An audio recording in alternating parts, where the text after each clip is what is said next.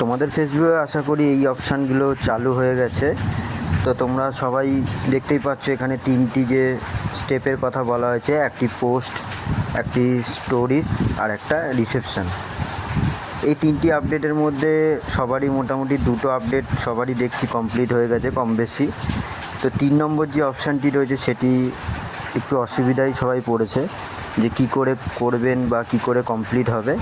ওয়েতে টাচ করার পর এরকম একটি ড্যাশবোর্ড খুলে যাবে।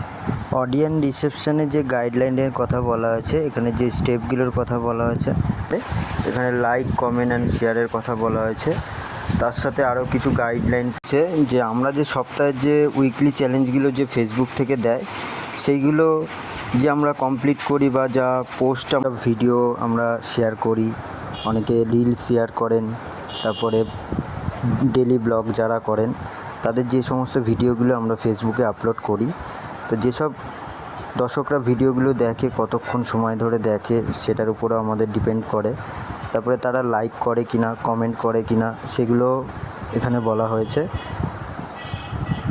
আর বলা হয়েছে যে আমরা এমন কোনো জিনিস তৈরি করি যেটা কন্টেন্ট বলুন বা ভিডিও বা রিলস, সেটা যাতে বন্ধুদের বা ফেসবুকের যাদের সবার ভালো লাগে সেই হিসাবে আমাদের ভিডিওগুলো করতে বলা হয়েছে।